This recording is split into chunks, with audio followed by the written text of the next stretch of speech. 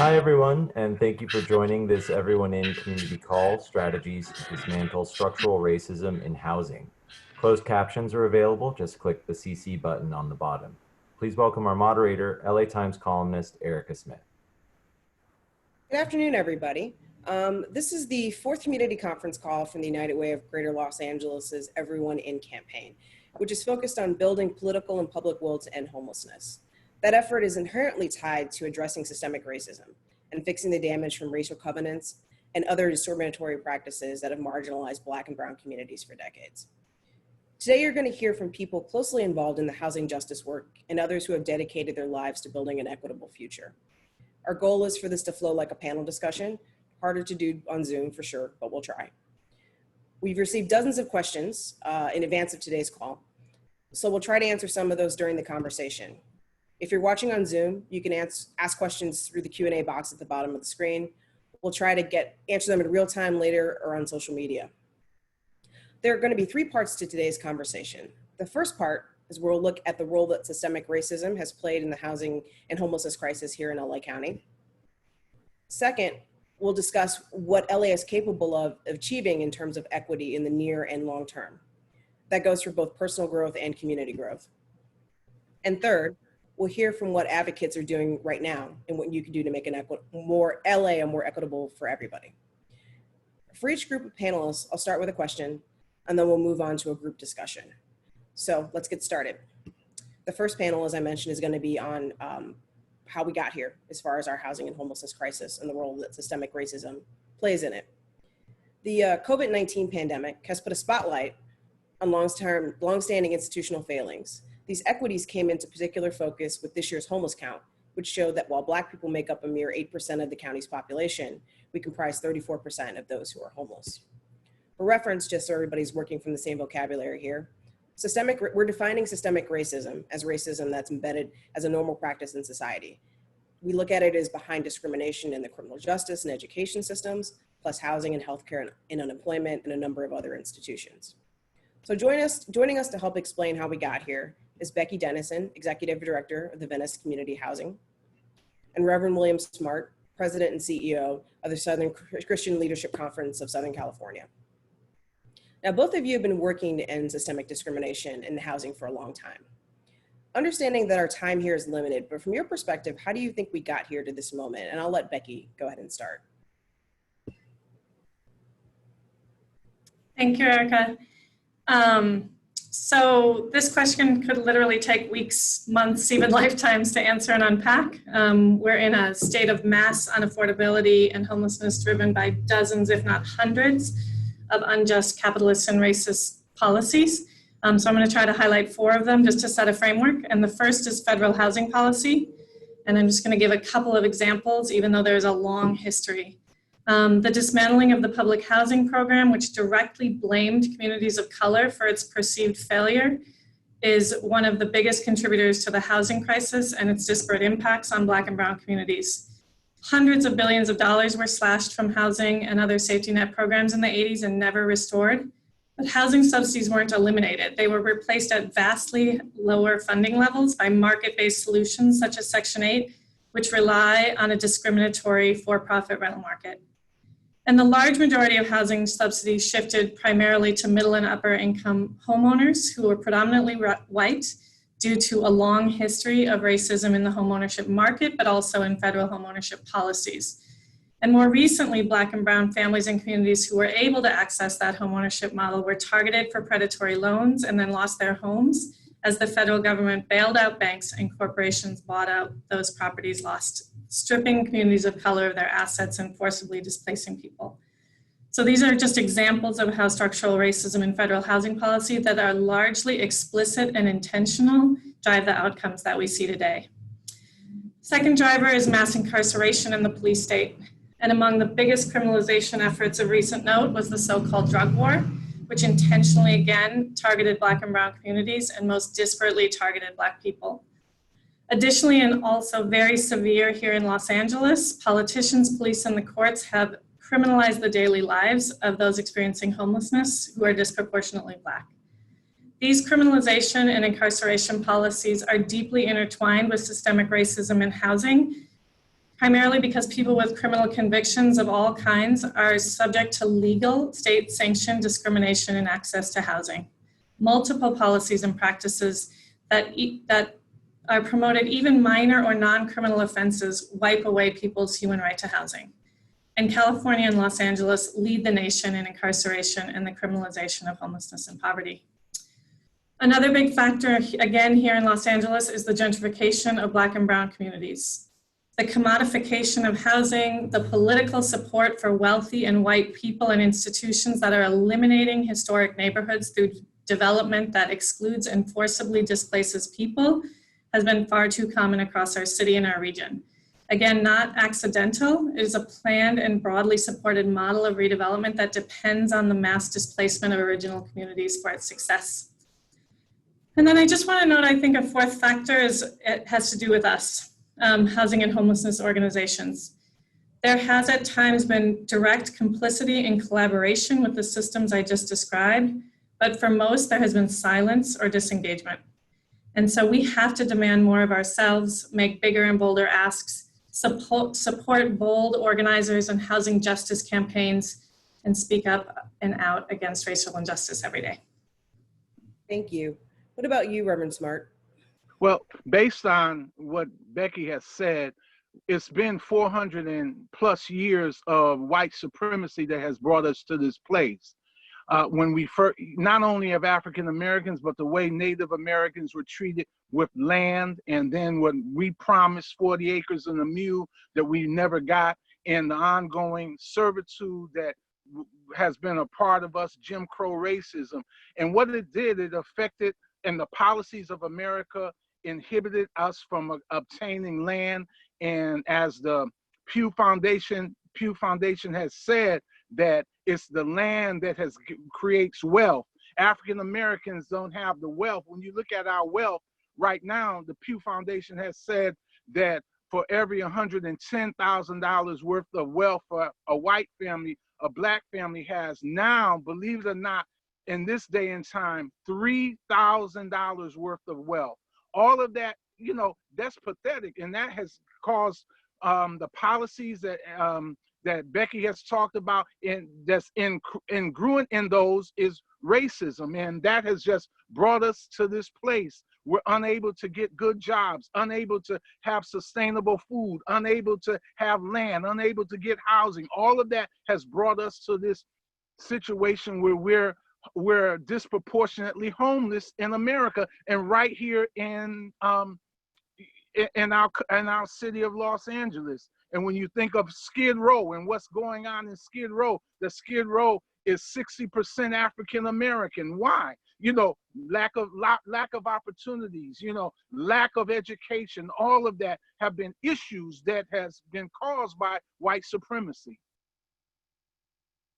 Well, thank you for that. So, given that we've been talking a lot about this reckoning that the country is going through right now, and LA County as well, do you think we're likely to see this as a watershed moment, you know, fast forward a few years from now, or are we going to see the kind of reckoning on housing, do you think, that we're going to see on policing, or is this going to be more limited? And this is a question to both you and Becky. Well, Becky, if I can take that first, you know, it's interesting you say reckoning, because I just put an article out that this is the point. This is a great reckoning based on what I said of the 400 years. Finally, the situation with George Floyd, it was the straw that broke the camel's back. It was the sip of coffee that tipped over the coffee cup, and it was the rainfall that burst open the dam. So yes, this is a moment, but it's a movement more than a moment. We'll look back on this and said, after 400 years, we began to get it right because of this issue. With housing the same way. With the housing, that there needs to be more programs opened up to African Americans, need more grants for housing, for buying more. We don't need to be living in tents. 5 years from now, Erica, I'm prophesizing that yes, that we won't be on tent because of this time. We won't be living in tents in Skid Row after this. Becky, what do you say?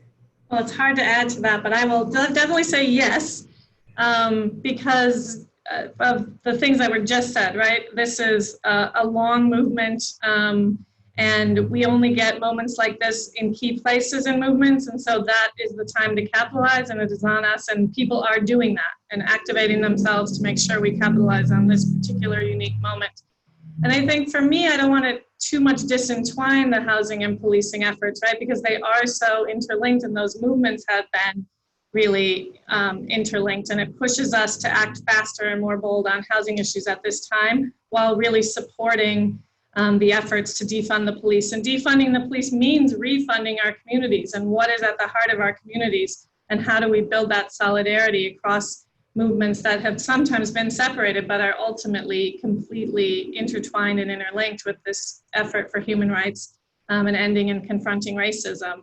And I think the other thing we learn from right now, from the Black Lives Matter movement and defund the police, is that we should be asking for what we actually need and what we actually need to dismantle. We can't just keep building housing in the same way that we have within the same systems that we have and expect different results. So we can add to these bold demands and other systems that need to be dismantled, and get back to models of community control and social housing and human rights models. So I mean, I think the answer is yes, and I hope that we are all active and engaged in that for the long term. Understandable. Good answer. So we have hundreds of people right now that are listening who are probably feeling a mix of hope and despair after the last few weeks and months. As people have spent your years advocating for change, what advice can you offer them? First of all, I think you have to participate. You have to get out there. You have to protest, and your protest needs to be as demonstrative as the others in the street. But your protest has to do some other things too. If you're a housing advocate, more than ever before, you need to advocate for more housing, but the right type of housing, the right places of housing. We have to put a cap on gentrification. We have to understand that there ought to be certain communities that are not reserved, but the culture and the historicness of that community needs to continuously be accentuated.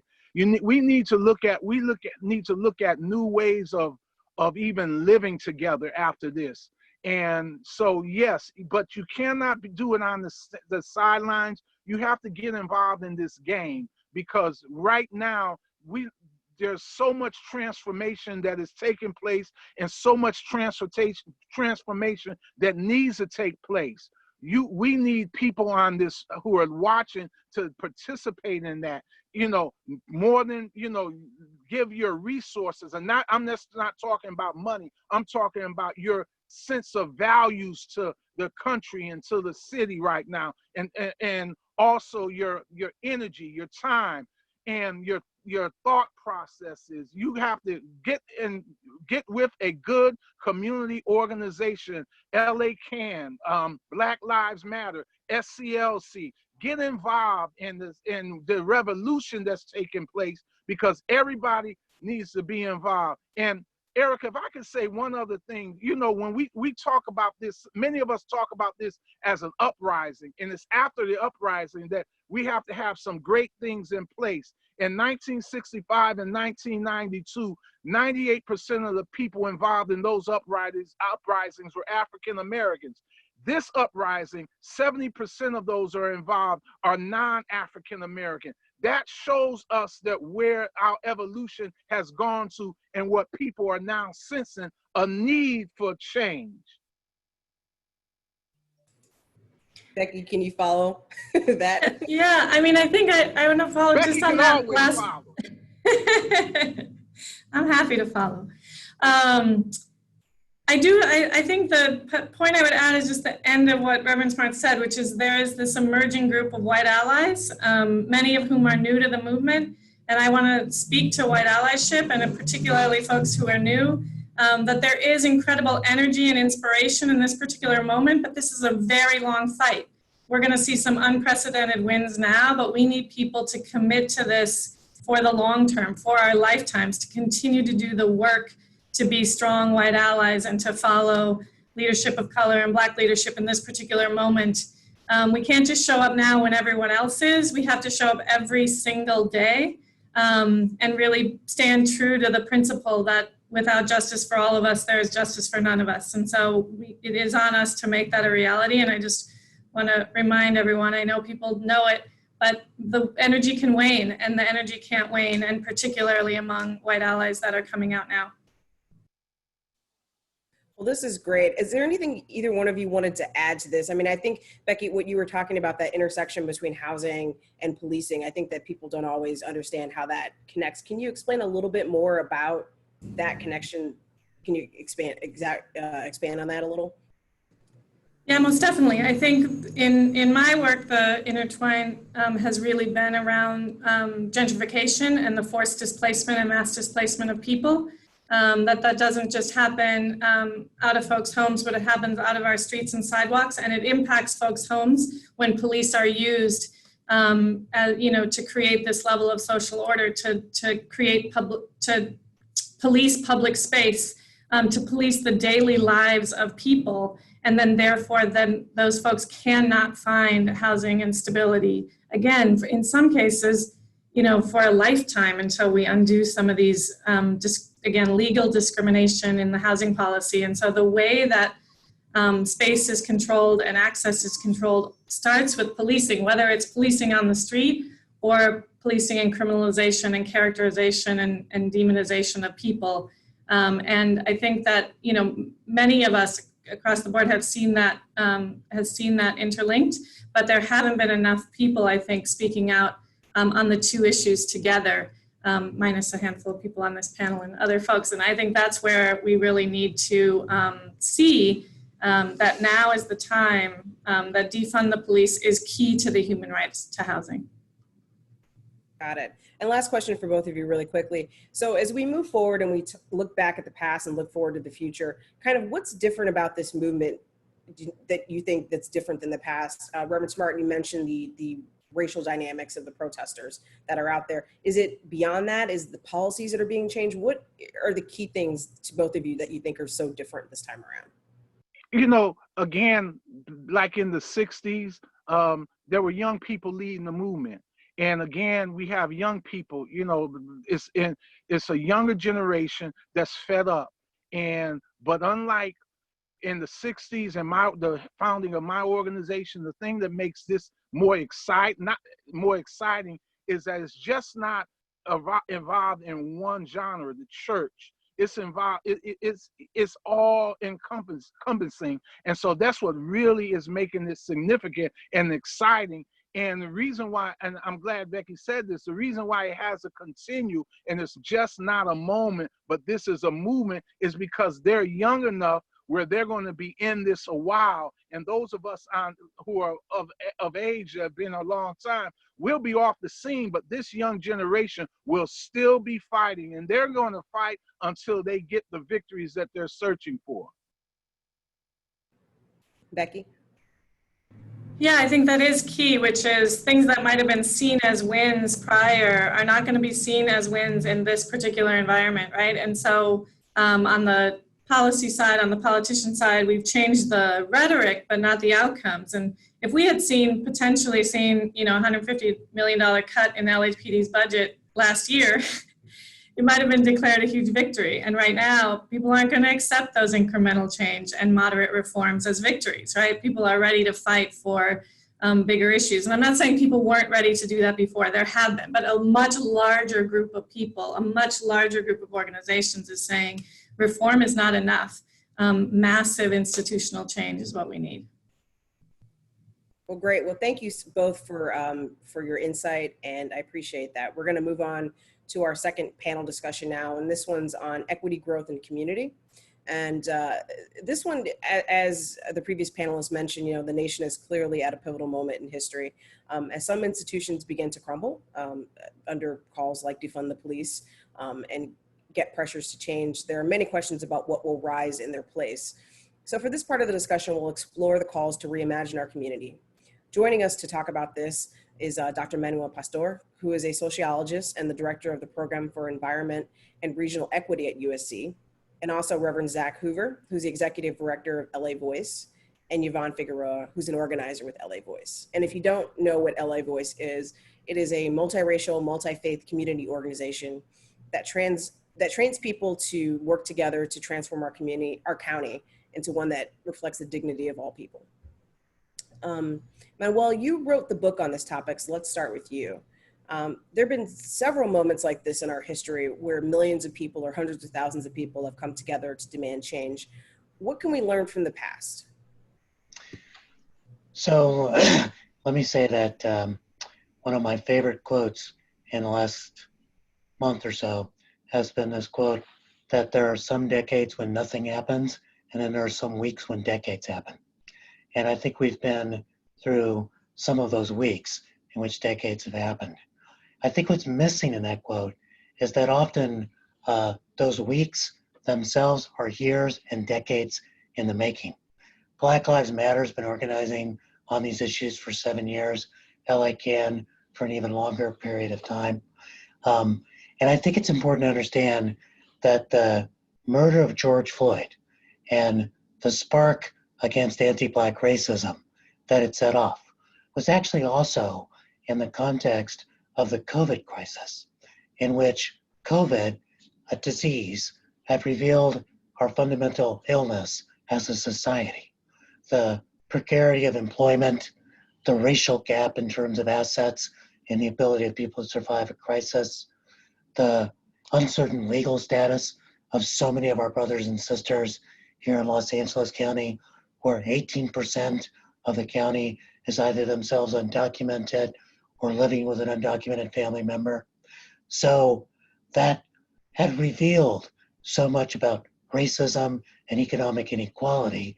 And that was on top of 3.5 years of the Trump administration brutalizing communities of color, terrorizing immigrants, making clear their disregard for workers, and also making clear their disregard for science. And so I think it's this kind of broader context into which this moment takes place. And what's been fascinating is I think the change in people's consciousness is much bigger than what happened in 1992, which really wasn't national. It helped to change things in LA, but it took a long time for that to bubble up. Much bigger than what happened in the 1960s. And it's actually made a lot of things that were once unthinkable quite possible, as Becky was just saying. Like, I never thought that I would become a NASCAR fan. But, you know, I mean, now I can. Bubba Wallace, I'm with you.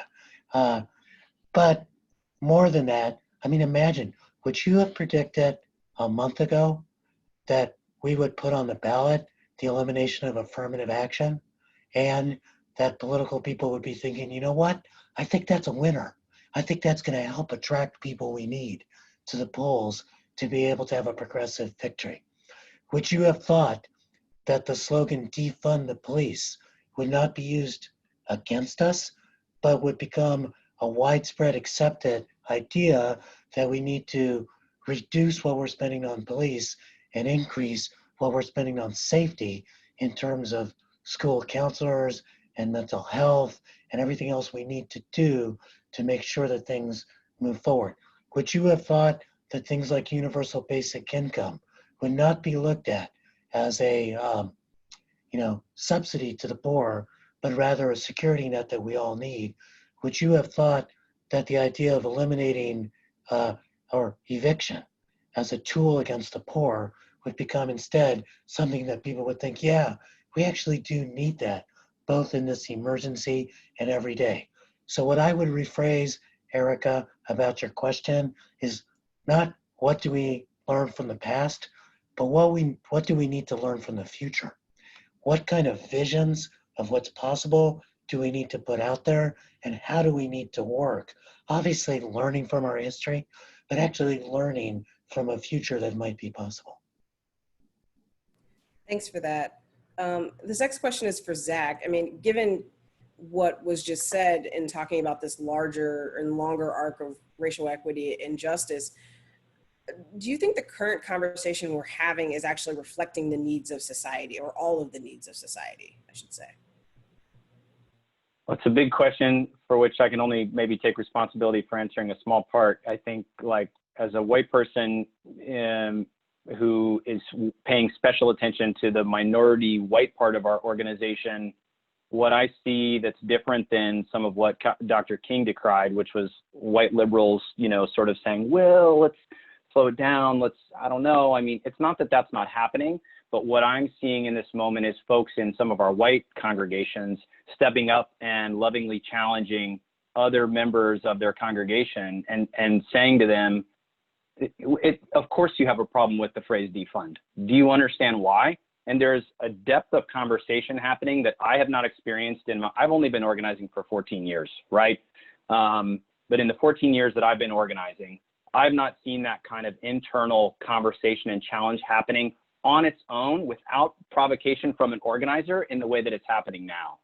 So kind of aligning with what, you know, Dr. Pastor said about the level of consciousness that is being shifted at this moment and the opportunity to harness it for further change. You know, Yvonne's going to share in a minute, but Yvonne pulled together an in Spanish Latino caucus call within our organization of Spanish-speaking clergy and lay leaders who had a conversation about anti-Blackness in the community, and a ton of people joined. I was just at this morning at a press conference to free Pastor Alan Altamirano from the hell called Adelanto Detention Center, and multiple people talked about the connection between the struggle for Black lives really mattering in this country and it being part of a similar system. So I think I'll kind of end with this comment. I think what you're seeing is people getting better at being able to see the system and how it's acting on multiple fronts and people in different ways, and how Black people are obviously particularly targeted by it I think in the worst way, because it's built all around that. But there's a certain sophistication that welcome to Zoom at the home, that I'm seeing people exercise with each other and also in their public conversation that I think is really exciting. So that's my comment, as Andres Basset. Thanks for that. Yvonne, do you want to elaborate a little bit on this caucus and to talk a little bit about what elements of systemic racism are especially important right now to the people you're working with? Yeah, just on the Latinx Latino caucus conversation that we had at LA Voice, it's interesting because I think coming into this work, when we're exposed to all of these intellectual terms, you know, systemic racism, when you come from a background like mine that we didn't ever use those terms or ever talk about it, you're just like, what? And then so when you start learning about that, you start learning the way that that it plays out in your own home through the narratives that were said around, you know, a specific group of people. And when all you have as like an academically uneducated person is like your visual, that's like what you're going to believe, you know, if you're not doing that constant work of like learning and educating yourself. So it was interesting. A lot of our Latino folk could really relate to the fear around police. They've had experiences around police brutality and racism as well. You know, we had a specific conversation around anti-Blackness, and we talked about how it plays out in our home countries in Latin America. So it was really interesting. But as far as like the housing work that I am doing on the ground, you know, it's so interesting, you know, again, like to learn about this from a like intellectual and academic level, and like compared to the work that I do on the ground with everyday people. You know, I see it everywhere, you know. And so, well, one, I just want to name that as a community organizer, you know, I bring my own lived experience as a daughter of Salvadoran immigrants, first generation college graduate, and growing up poor. And I believe that it's really important for all of us to do that internal work around understanding how systemic racism has impacted us, whether at a material level or a soul or mental level or both, right? And so I think the second thing that I just want to lift up before I get into some of the actual stories that I have experienced working with people on the ground is that no matter what role you play in this movement, a framework that I live by is Paulo Freire's concept of the student teacher. So we are all students and teachers in this movement, and we do ourselves a disservice when we come into this work, you know, with a savior complex, you know. So people know what they need, we know what we need, and the work is about deeply engaging folk and having conversations with them, right? So I just want to answer the question directly. You know, the legacy of racist housing practices and policies with people I work with in Inglewood. I work in the city of Inglewood. It's also the blackest zip code in California, and half of the population are brown. But they are displacement, evictions, falling into houselessness, lack of deeply low income affordable housing, right? Poverty, economic exclusion, mental and emotional well-being, anxiety, depression, stress, uncertainty, and instability. So it's I've seen people like be in survival mode. They call me just desperately. They call me desperately, you know, about they're getting evicted, right? But so it's a really hard place emotionally and mentally for a lot of folk on the ground. I can best illustrate my personal experience as an organizer with community members who I've asked if I could share their story, and they said that I could. So Elvia, and she lived in Inglewood, Mexicana, a mother, a wife, undocumented, and poor. I was connected to her because her son's school counselor dug deep and found out that he was depressed because of the situation that the family was going through. She was given a 60-day notice, eviction notice, mid-March to vacate the apartment with no reason. And when COVID hit, the city of Inglewood issued an eviction moratorium that would have helped her if she knew, but she was under an immense amount of stress and fear. And so she started looking for a new place. All of the places that she was looking into wouldn't rent her an apartment because of her kids. And she didn't have enough money to rent out a 3-bedroom apartment. And so she called the city, no callback, no answer. And she spoke to a lawyer who didn't give her much hope. But so she resorted to moving to Bakersfield, like way out there, right? Way out there, because it was cheaper. But she had lived in Inglewood for 20 years. And her husband is still commuting to the city. And so when I had called her, she had already moved. And so in this story, you know, you clearly see how being brown, poor, and a renter where gentrification is present can play out.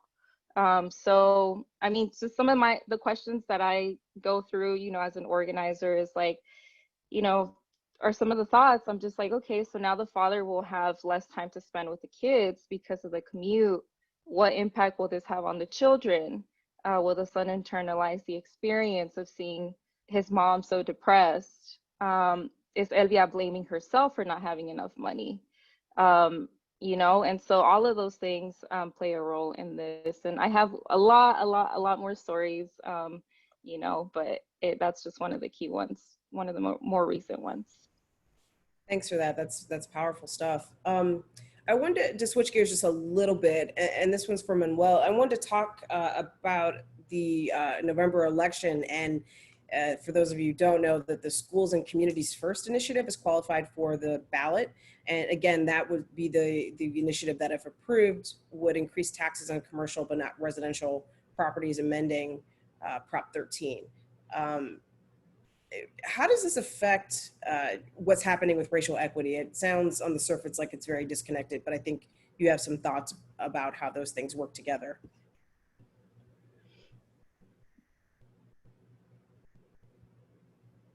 Sorry, I forgot to unmute myself. It's actually not disconnected at all. You know, Proposition 13 passes in 1978. And essentially what it does is freeze in place, actually backtrack a couple of years, property assessments for incumbent homeowners and also incumbent businesses. And it wound up starving the state of California, such that California went from being among the top 10 states in terms of spending on students K through 12 to being in the bottom 10 of states in terms of spending on K through 12. And that measure passed in the decade, the 1970s, when the share of children in California who were kids of color grew by more than at any other time in California's history before or since. It was actually also supported by the folks who had run anti-busing campaigns who were resisting school integration. It was clearly racist in terms of the way that it locked in property tax values for older white homeowners and the way in which it put the burden on young kids of color and new entrants into the housing market who were mostly people of color coming in at that time. But more than that, just like the Trump tax cuts of a couple of years ago, it was a Trojan horse for corporate interests because the major beneficiaries were the holders of corporate, commercial, and industrial property. So what schools who found their property values and assessments frozen. So for example, the assessment for Disneyland is the same with some modest inflation changes as it was back in 1975. As I like to say, no wonder it's the happiest place on earth. If I had that property tax bill, I'd be happy too. So what this is about actually trying to make sure that corporations who have done well in California actually do good by California in terms of paying their proper share of property taxes so that we could support schools, education, and the services that we need so this next generation can thrive. It'll probably yield $11 billion of income over about on an annual level after about 3 or 4 years of processing in. But one of the things that you've got to realize is that it's also highly symbolic. Voting for schools and communities first, it's partly about tax revenues, but it's also about saying we're not going to be fooled by people trying to take advantage of racial anxieties to get big corporate tax breaks. That's what the last 3 years of the Trump administration has been about. We're not going to be fooled by people saying that we need to have police systems funded to the tilt. We're not going to get fooled by people saying that we cannot defund the police, but we can defund the education that our kids need. We're not going to get fooled, and we're not going back again. So it's important as a piece of policy, but it's also important as a declaration of what the next California values.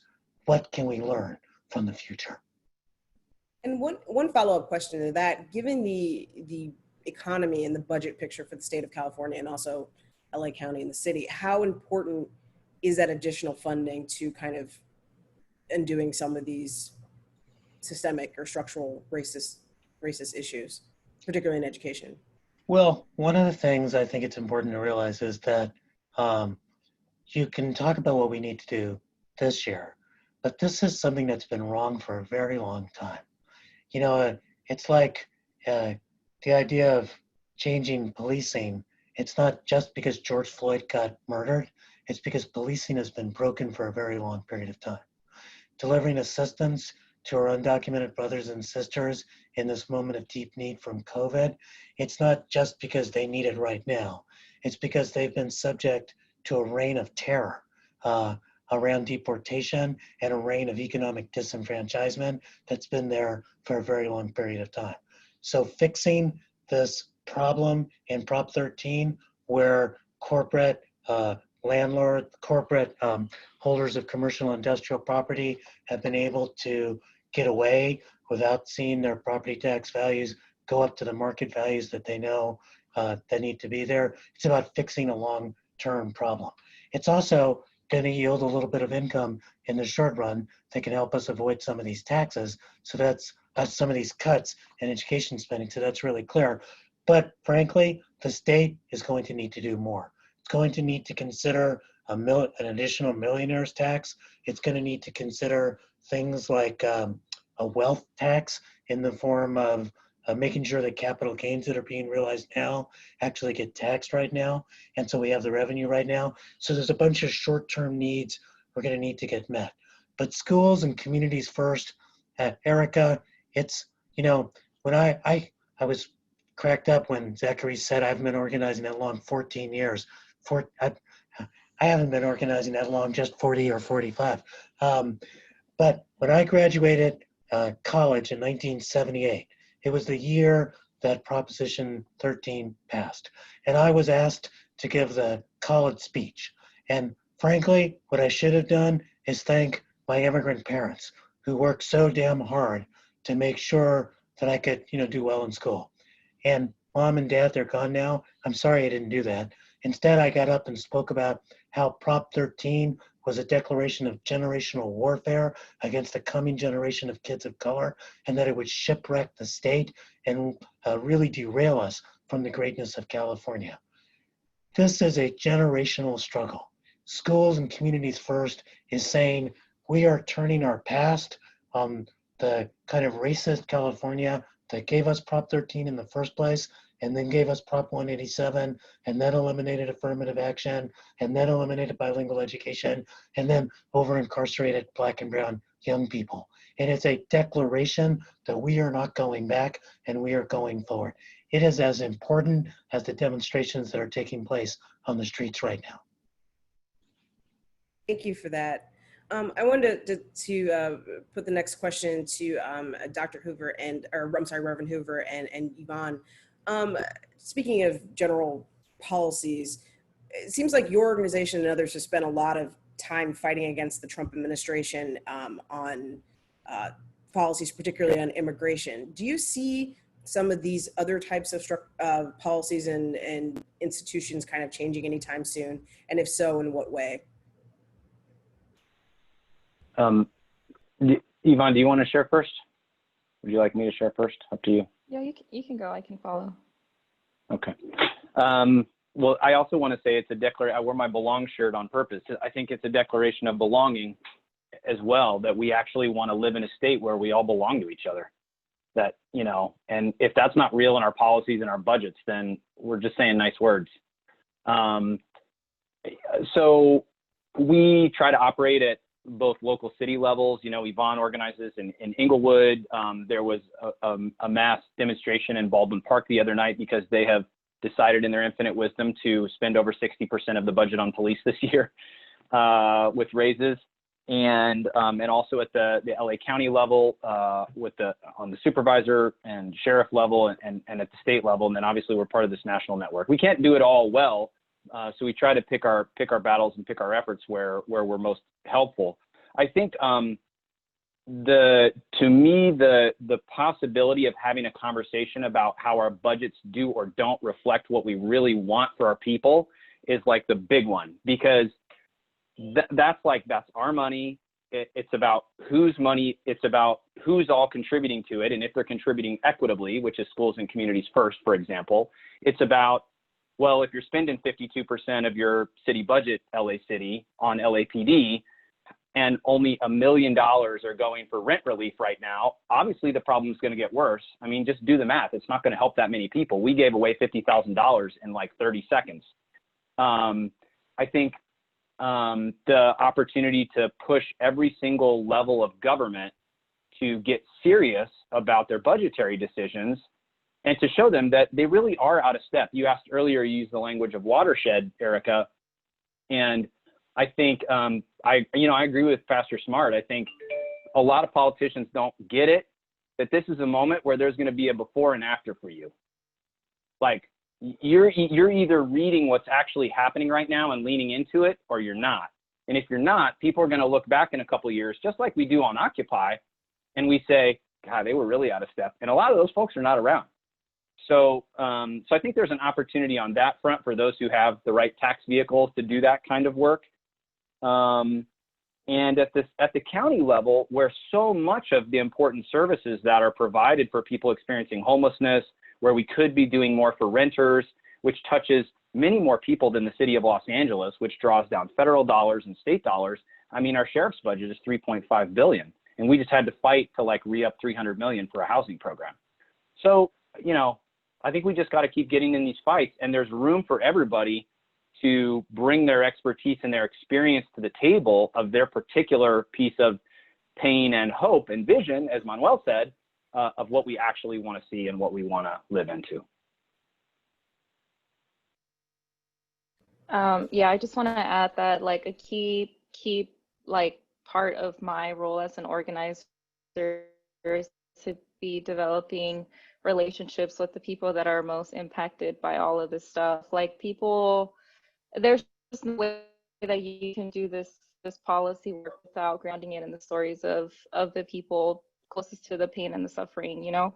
I think that being, you know, working with undocumented folk and with Black folk, you know, in Inglewood who are going through these, who are feeling the pressure, you know, that's right. Like what Zach said, they are looking at their representatives, you know, they are looking at like, you know, they like, you know, we might not have like that academic education, like the college level education, but like we can tell when there's an elected official who goes, you know, to the church on a Sunday during election season and is campaigning and is saying, you know, this is what I will do. And then during the time of COVID, when stuff hits the fan, you know, they're not responding in a way that's supporting them. That's, you know, you know, protecting their rights as workers or assisting them, even like information, even if the city does pass eviction moratoriums, like how is the city taking responsibility for educating the residents and educating them about their rights, you know? A lot of times that falls on organizations, right, to do that work. So anyway, that was just that was just my add-on to that. Like people know, people can tell. No, Erica, can I say just one thing real quick? And it was provoked by Yvonne, what you were saying. I think you said it twice. But you know, even folks who don't have a college education. I want to let you know, my dad came to the country without papers, undocumented immigrant, had a 6th grade education, and was the smartest person I ever met. And every time I think when I'm talking, who's the audience that I actually need to reach? Because that's the smartest person who really understands the issue. I think of him. And I just really want you to feel that as well. We know that the people who are the closest to the problem are the closest to the solution. The problem is they're the furthest from the power to be able to do anything about it.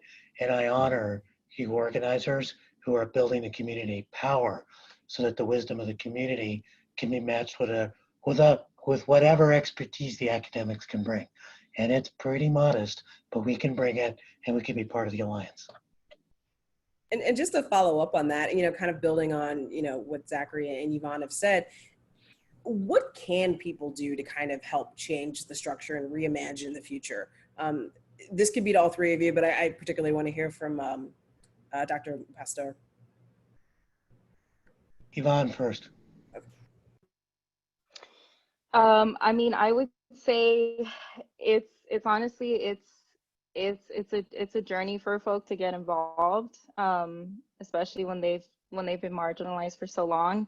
But I think it's that relationship building, is like having a conversation, you know, with community leaders, being able to identify like who has the respect in the community, who do people go to when someone is struggling, you know. I'm thinking particularly about the congregations that I work with, you know, who are the ones that are like the first ones.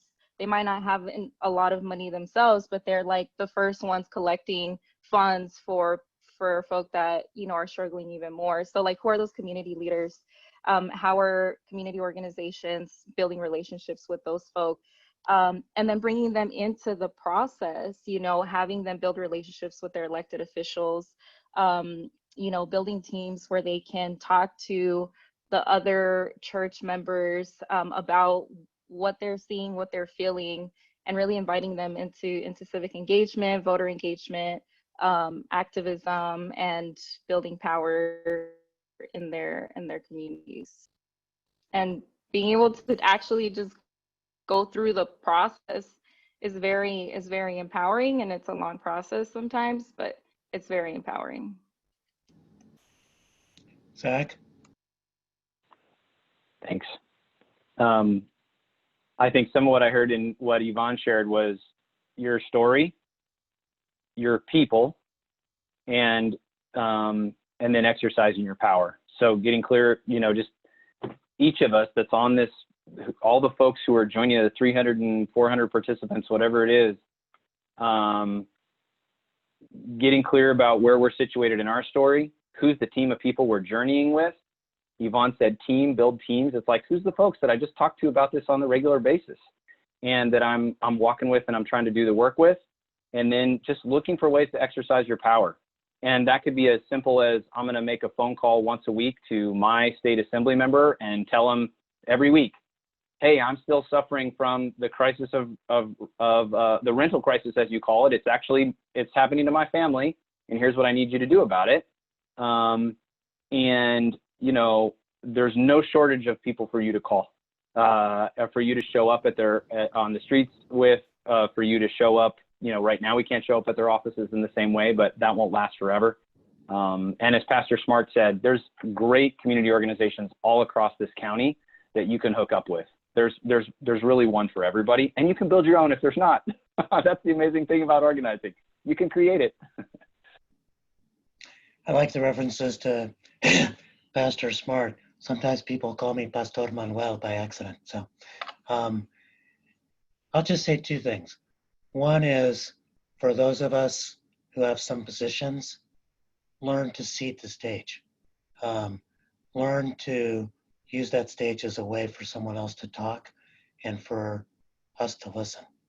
And second, I've been very taken in the last couple of weeks by the words of Killer Mike, half of the hip hop group Run the Jewels, who, when Atlanta was rising up, talked about anger and wanting to burn the system down, but then also said plot, plan, strategize, organize, mobilize.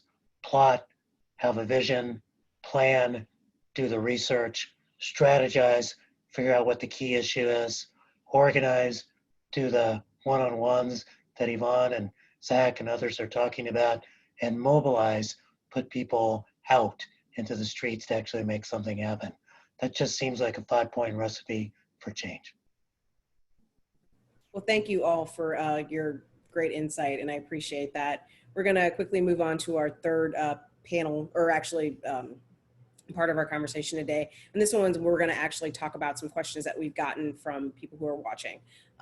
So as I mentioned, we got a large number of questions beforehand, so I want to talk about a couple of them. Here to answer them is going to be Ron Collins, who's a South LA organizer with the Everyone In campaign, and Tommy Newman, who's the Senior Director of Impact Initiatives with the United Way of Greater LA, and one of the people who helps lead the Everyone In effort. So the first question is for Tommy, and Catherine in Washington asks, what's being done to avoid evictions and provide more housing for our homeless citizens during this pandemic?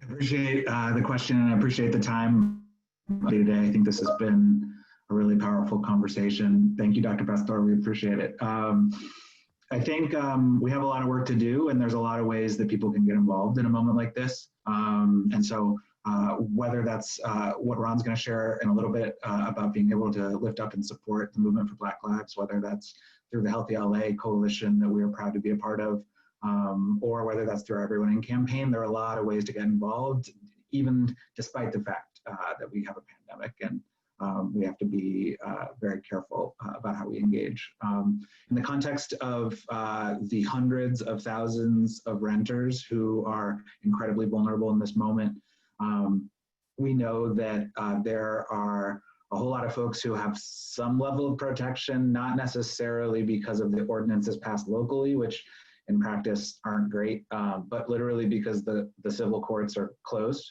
at this time.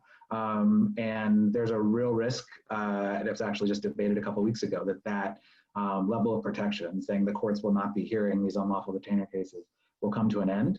And there are hundreds of thousands of people who could very quickly lose their homes right after that. So one of the most important things that we can be doing right now to protect people who are in stable homes but are at risk of homelessness is to lean on our Sacramento elected officials, to Zach's point earlier, and call them up and say, it can't be some administrative decision by a council of people I've never heard of. This needs to be a law.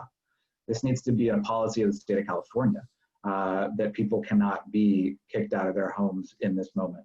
And so I put that right at the top of the list. The Healthy LA Coalition is leaning hard into that. There are so many powerful coalitions that can help you make that push.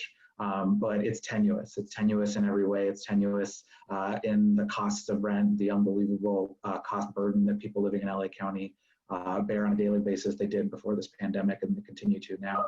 And there's a lot that we need to do on the policy front, because what we have in place right now surely is not enough. Thank you, Tommy. The next question is for Ron. Janae Oliver asks, does dismantling racism include a discussion on gentrification? Yeah, that's a great question. And the short answer is absolutely. Gentrification is essentially just, it's a form of systemic racism that roots out people of color and generally replaces them with wealthier, whiter residents in those communities. So when we're talking about addressing systemic racism, particularly in housing, I think gentrification is kind of like the vanguard of what we're talking about, right? We know that there are lots of systems in terms of like housing that keep people out of housing, but the thing that gentrification does that's very different from a lot of like other mechanisms, I would say, is that it comes under this guise of economic development. So a lot of times gentrifiers come into communities, say that they're doing good things, like, hey, we're trying to build this economically, but what's really happening is a push out of Black and brown folks. And so definitely any conversation that we're having definitely involves in gentrification. And for us, particularly and everyone in, the way that we address that is by supporting affordable and permanent supportive housing. So if we're looking at the best ways to challenge folks who are coming in trying to build these like huge buildings that are at like market rate and overpriced, is we have folks develop affordable housing that's marketed specifically for the people who already live in the community. So rather than trying to attract folks from other places to build the economic power, it's really about how do we build the economic power of people who are living in those communities.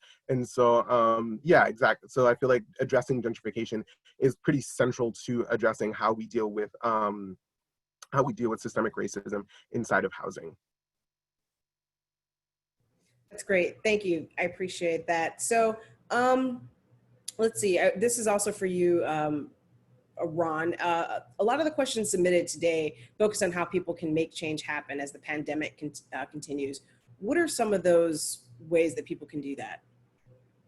Yeah, so there are a ton of ways for folks to get involved right now, particularly if you're looking at ways to support the Black community. I will always point you towards the Movement for Black Lives, which is a national network of organizations that includes, I think it's like 250 organizations throughout the country that are all Black-led organizations. And they've really come up with like very specific policy prescriptions for the Black community nationally. And so and they're always constantly having like virtual events and those kinds of things. You can always get more involved if you're here in LA County with the Everyone In campaign. We have a bunch of events. If you go to our website, everyoneinla.org, you can get connected with your local organizer. We have workshops pretty much at least once or twice a week for folks to come out to. So it's really about, if you want to get engaged, it's about finding those resources. Like I said, for us, I mean, in LA, it's the Everyone In campaign.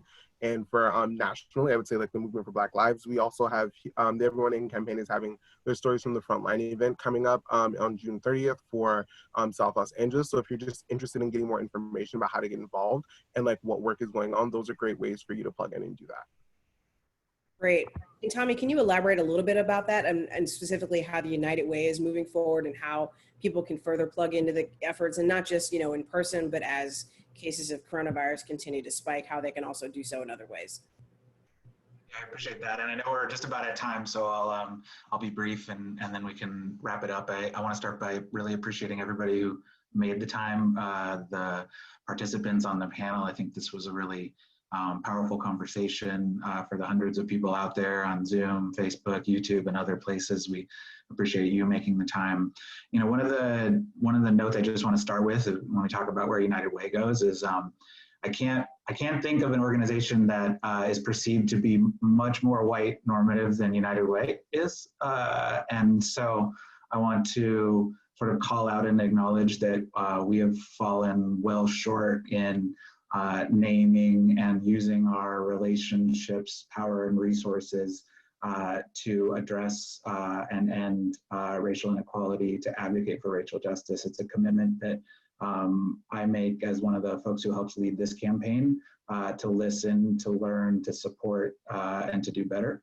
And the organization actually spent 2 hours this morning really taking a step back and having that exact conversation. So this is an example, I think, of how we're going to try to do that, how we're going to try to elevate voices, as Dr. Pastor said, how we're going to try to make that space.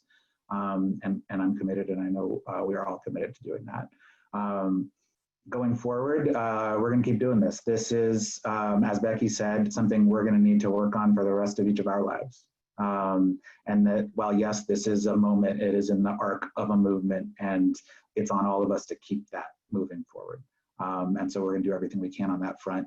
And there are fights that are immediate, and there are fights that will take years. One of the immediate ones that I really want to lift up and prioritize is a plan that exists right now to house the 15,000 most vulnerable people experiencing homelessness, the people who are most vulnerable to the pandemic. It's a plan that is thoughtful. It uses permanent housing as the focus of the solutions, which is what it should be, because that is how we end homelessness. But we need local government to step up and fund it. And it has a big price tag, but conveniently, there's also a lot of federal money, one-time federal money that has come to local government.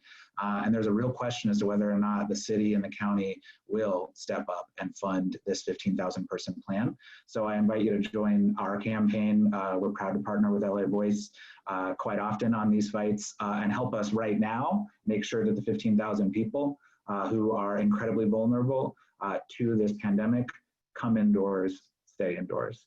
So join us there and visit our website. There's a slide up that you can see other options, and we really look forward to working with you. Well, thanks, Tommy. And I wanted to thank everybody for being with us this afternoon. It was, as you mentioned, a really good conversation, and I personally got at least 4 column ideas out of it, so I feel like it's a win for me.